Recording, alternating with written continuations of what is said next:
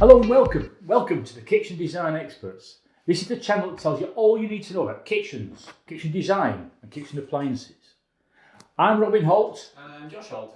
And today we're going to be talking about how you can increase your cupboard space and your worktop space in your new kitchen design. And hopefully by the end of it, we're going to be able to give you the opportunity, I hope, to increase your cupboard space by at least 25% with the ideas that we're going to show you today. And to kick things off, like Robin just mentioned, it's not just about different storage spaces, it's about how you get extra worktop space as well. And as you'll see in this picture, here there's a pull-out table, and there's many uses for this. And it's not just for putting, like you can see on there, your breakfast or for placing up everything. If you're working in a small kitchen, for example, I've got a small kitchen, and those who do cook, I'm not saying that I don't cook, but those that do, will know that if you're in a small kitchen, things do start to get a bit on top of you. So being able to stand here and just pull out a little bit of extra storage on your left, maybe there, you can do all your prepping, and if you're getting your bowl of already prepped veg, you can pop it on there to get a bit more space and go on to here, freeing up that prep space to make your kitchen work better for you. That's an easy solution. Obviously, it's got many uses. The other advice we've got is create ways to get stuff off your worktop. If you look at this picture here, this is showing a splashback situation, and on the splashbacks we've got some what we call accessory rails. We have done a previous video on these, but these accessory rails can get stuff that's normally on your worktop and looks a mess off your worktop, but still handy for access, which I think is very, very important. And following on from that as well, you can see this is a similar setup, but just showing how you can cover an entire wall with that and make it more of a feature, not necessarily utilitarian, but you can add a bit of that in, but you can also start to add your own kind of personal touches to it. So it can, when you walk into a room, say you've got your normal working kitchen, you can make a big deal out of this wall. You can have some things that are useful, some things that are simply pretty. Pretty. Okay. Now getting back to actual design, what I want to talk about now is how you can increase your worktop space by quite simply making the worktop deeper back to front. Most worktops are 600mm deep, that's the standard. But you can have worktops, be it laminate, quartz, corian, whatever, made deeper. Say, let's say 700mm. If you see this picture here, that's showing a 600mm deep worktop as standard with a couple of housings at the end of the run. So it's quite a simple thing to pull the cupboards forward, as in this picture here. And the worktop is 700mm deep.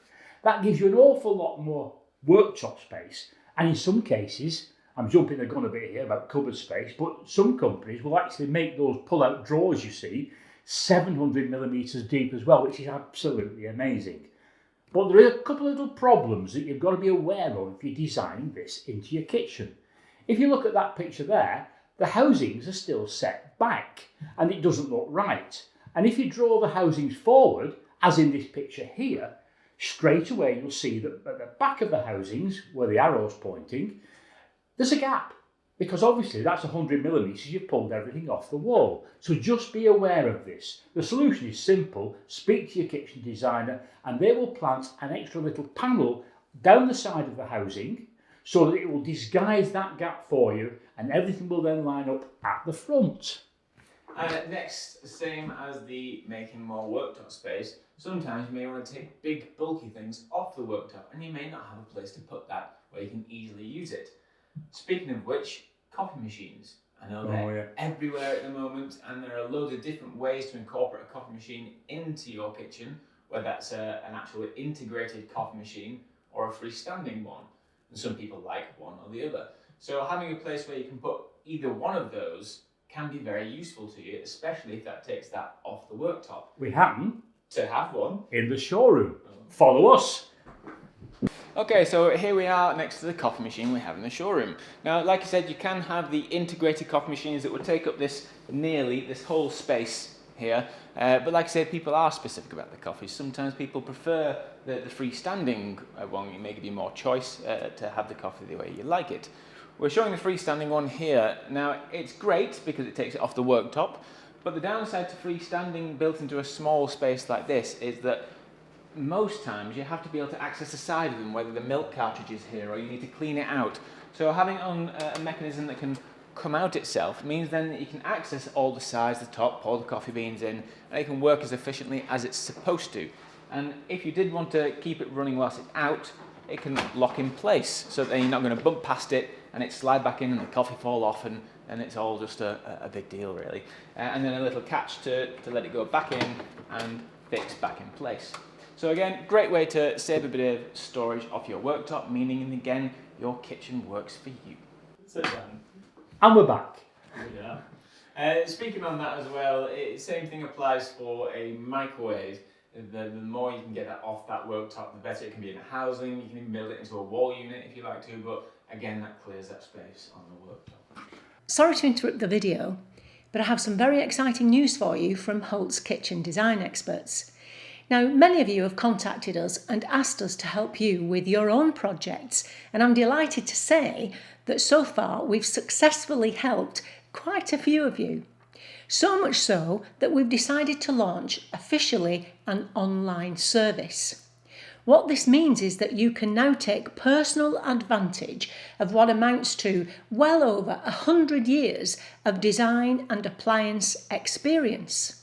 You can access that now because what we've done, we've created 3 different packages, if you like, to consider different budgets, different requirements, and also considering whereabouts you are in the world. So you have access to that right now. All you need to do to learn more completely without obligation is email us at hello@holtzkde.uk. I'll leave that link down below. You know, there really never has been a better time for you to finally create your dream kitchen. And we would dearly love to help you to do that. I hope to speak to you soon. Okay, back to the video. Okay, what we're looking at now is cupboard space, storage space within your cupboards, and how to maximise that. Now, to begin with, there's a very simple way of doing it, but it does depend on the kitchen that you're actually using. Because quite a lot of kitchens these days give the opportunity to have different heights of base cupboards.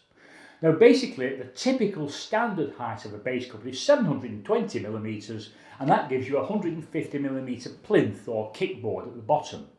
But if you think about it, that kickboard at the bottom, the only purpose for that is for when you're standing at the worktop for your toes to go underneath. So you don't need 150mm for your toes. So basically we can have a cupboard that's 780 high with 100mm plinth. You can even these days get a cupboard 845mm high with a very small 50mm plinth.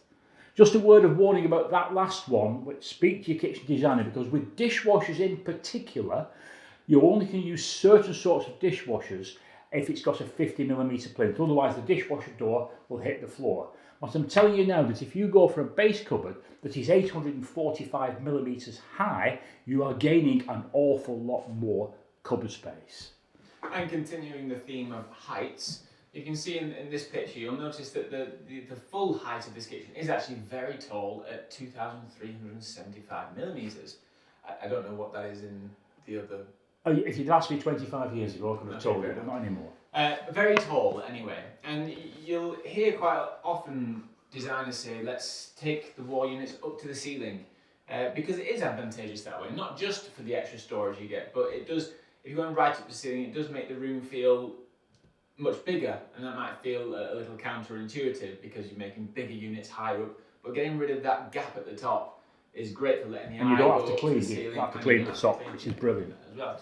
But do keep in mind though, sometimes when designers are saying that, they are just talking about getting their standard height of wall unit and simply lifting it up higher, so the bottom ends up going too high for you. And if you've got a very high ceiling that you want to be, your unit's going right up to the top, and you're trying to get into this wall unit up here, then it's not as efficient. So what you need to make sure is that the actual wall unit itself is being made taller, so the bottom of it is staying pretty much exactly where it is, and it's just the top is getting. So you may not be able to get to the top very often, but it does mean that you can put things up there that you don't need. It gives you an extra shelf at the top, basically.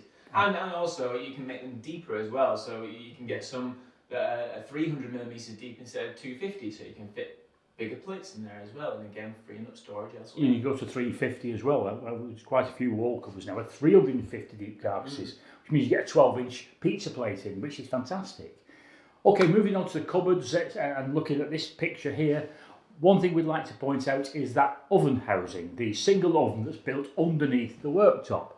Usually, there's a little making piece at the bottom, a fascia, and in many, many cases I've seen this done where it's just a blank panel. I mean, what a waste of space. If you look at this picture here, you'll see there's a handle on it, because in actual fact, that's a drawer. And why not make use of all that space you've got? Every last inch matters. You could put your oven trays in there, or even your oven gloves, whatever. But it's extra space that in many kitchens is completely wasted.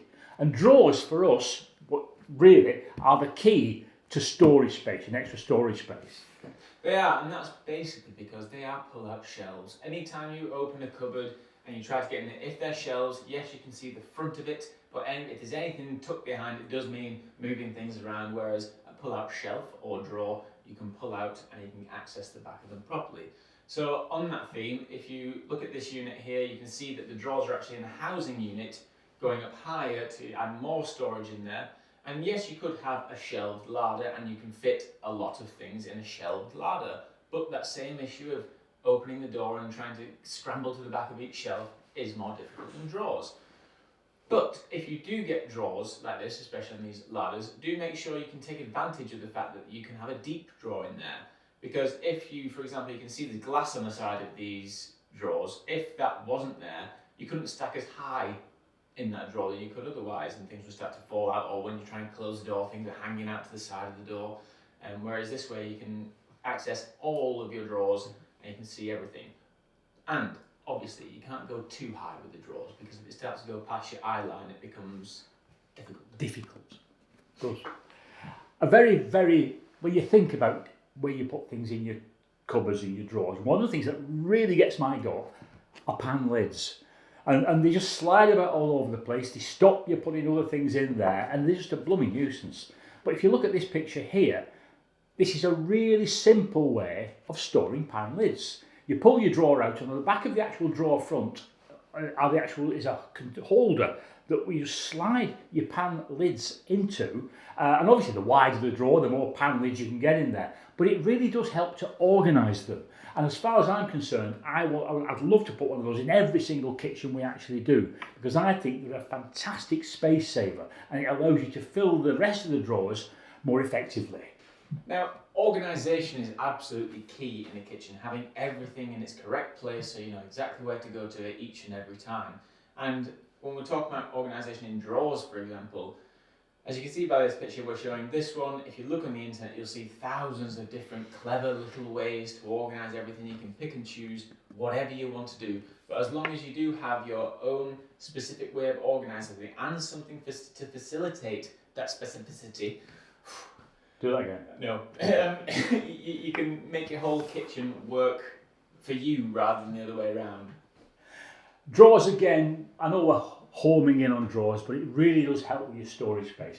And there's another little trick that people miss all the time, is that when you open a drawer, sometimes within that unit there's spare space. So having another drawer within a drawer, as per this picture here, really does help. And in actual fact, again, we have one in the showroom. Follow us. Okay, drawers within drawers. This is a perfect example of exactly that. We've opened this drawer, as you can see, it's one single deep drawer. We open the drawer, there's a little catch here which you press and you push to reveal the drawer underneath. And a nice little trick is when you close the drawer, it will reattach itself to the top drawer and open it again. Fantastic use of space and something that we try and do in every design that we put to our clients. And we're back. We are. And continuing this drawer theme, as you can see here, there is actually a drawer underneath the sink. Now, I'm sure you well know, underneath nearly everybody's sink is generally just cleaning products. And it's a mess. It's a mess. Whether they've fallen over at some point, it starts to get sticky on the bottom, or you just got them jam-packed and you have to pull different ones out because you want to get to the bleach that's at the back that you didn't know you owned. How many times when you're measuring the kitchen and you say, where's the stop tap? And there's a client will say, it's in the back of your sink base unit. And we'll say, oh, can we have a look? No. Half an hour later, but still trying to find it.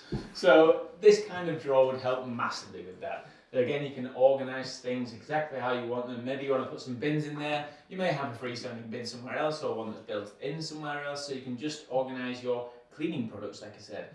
Or again, because it's a more clean area now, you don't just have to put cleaning products in there. You can start to add other things. I'm not saying you should put open top food or your vegetables in there because it's under a sink and it's not quite as nice, but it does give you more options.